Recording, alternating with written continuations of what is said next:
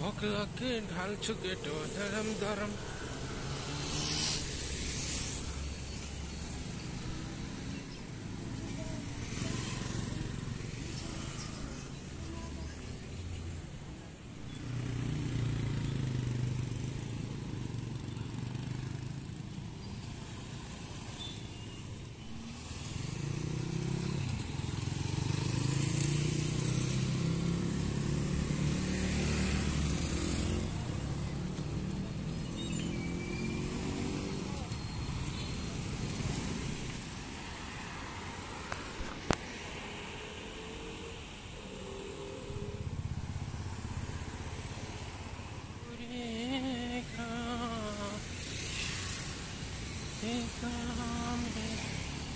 मीठा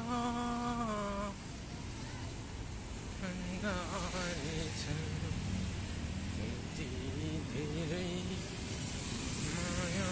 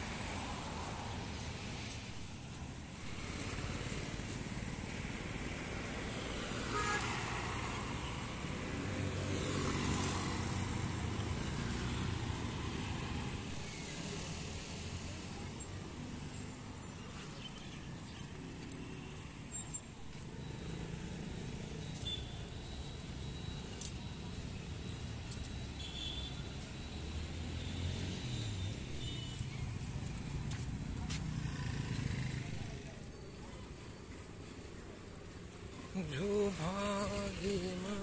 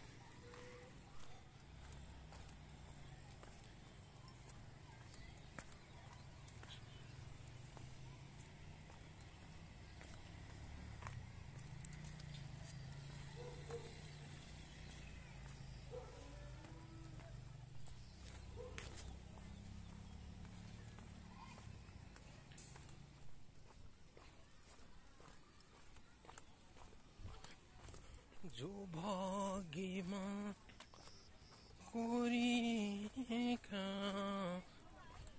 तीता मीठा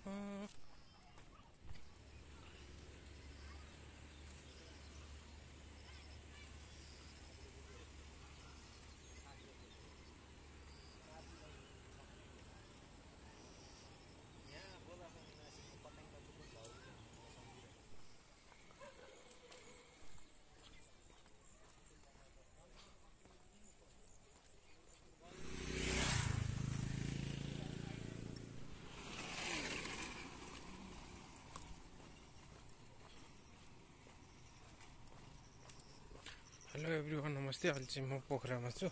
यो चाहिँ अहिले ठ्याक्कै यो के भन्छ लभली हिलभन्दा उतापट्टिको डाँडा हो है, त्यहाँ छु म।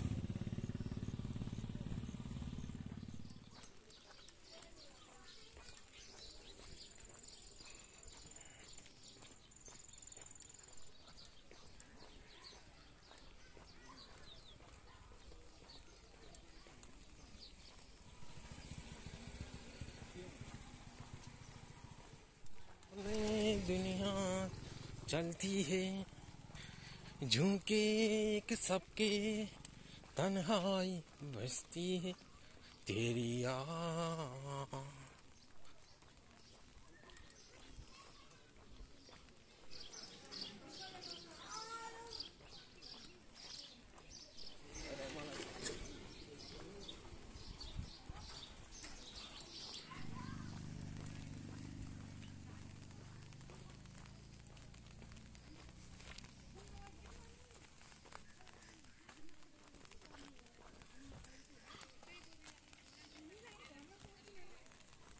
जहाँ रहूं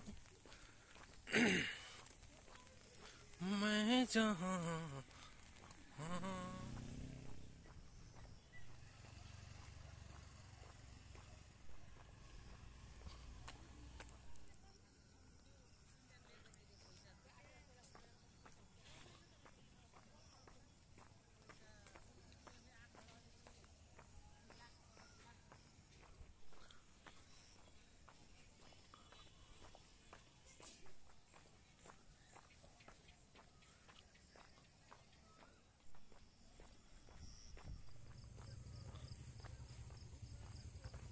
लहराए भने पक्लकै ढल।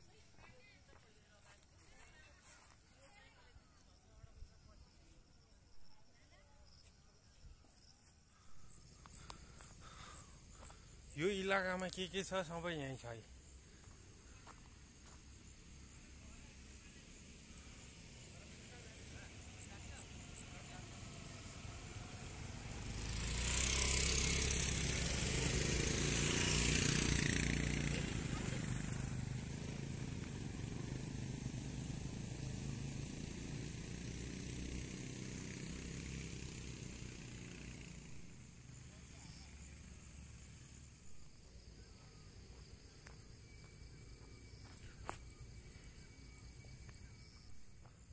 म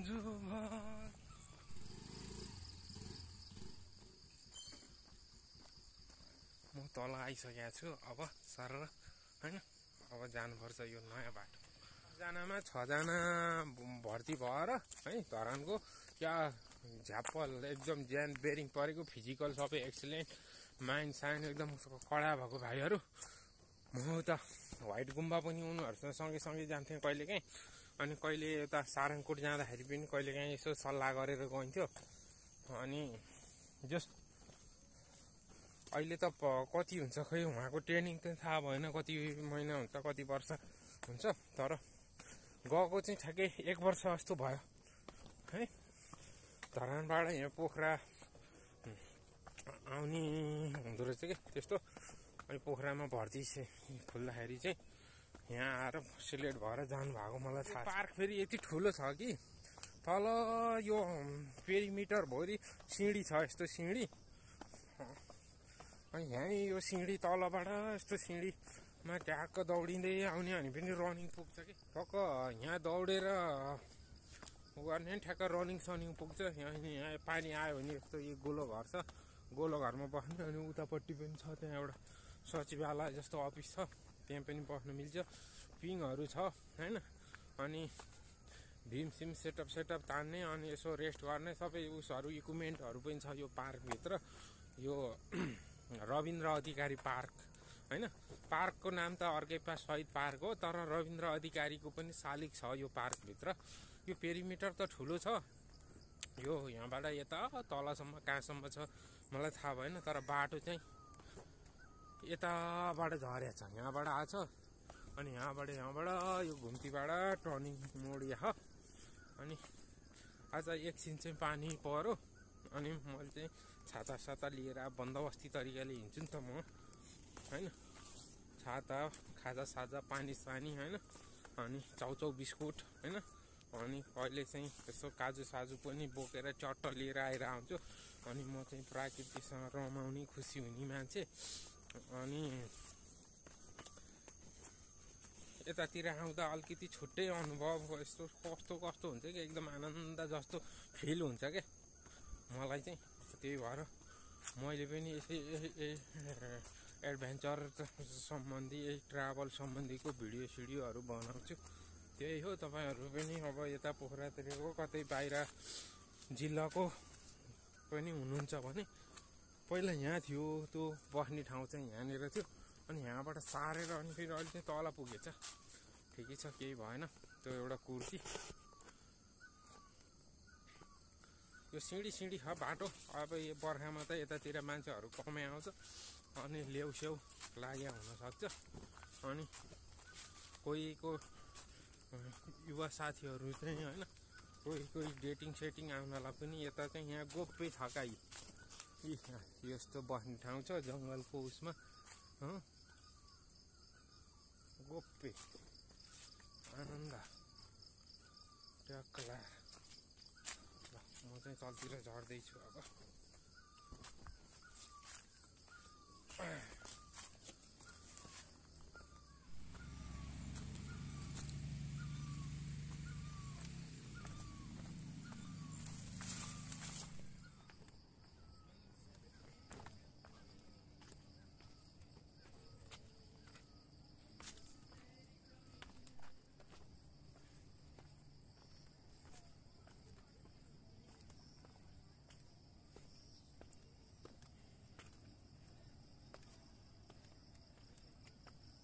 हेलो एभ्रिवान, नमस्ते, welcome to my new video. म चाहिँ मेथलाङको सिँढीबाट झर्दैछु टक्क लाएर।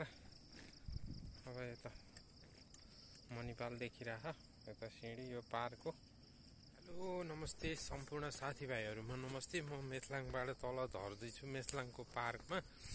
अनि यस्तो सिँढीको बाटो छ हैन। यो बिहान लाउरे हुन आउने साथीभाइहरूलाई पनि आफ्नो जिन्दगी चाहिँ लाउरे बनाएर करियर अगाडि बढाउँछु भन्ने चाहनेहरूलाई चाहिँ फिजिकल गर्नलाई यो पार्क एकदम दामी छ।